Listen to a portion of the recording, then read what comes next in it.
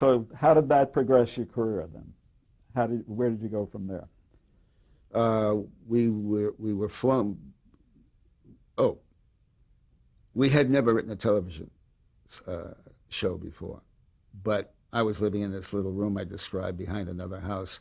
The house and our little place was owned by an extra, a woman extra, and the guy she was living with was an actor.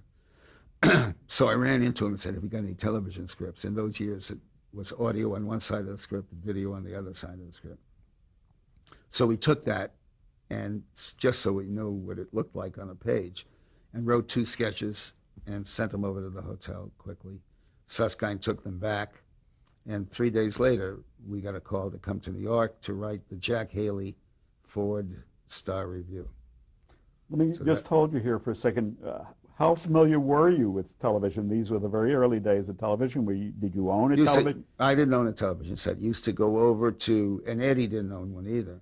We used to go over to my uncle Lee Lane's father, who had a television set, and we would watch Milton Berle on Tuesday nights at 8 o'clock.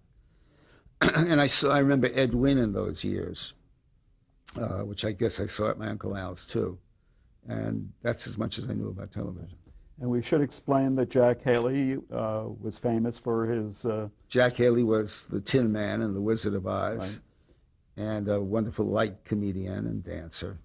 And this show is a comedy variety show? This was a variety show, 8 o'clock, I forget which night, on NBC. On NBC.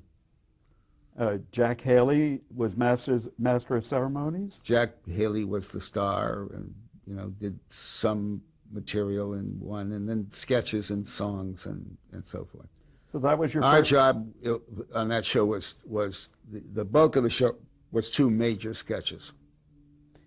You weren't the only writers. You and Ed Simmons weren't the only writers. Only writers. And was this at the start of this show, or had it already been established? I think it had been on for a few weeks, and they needed some fresh blood.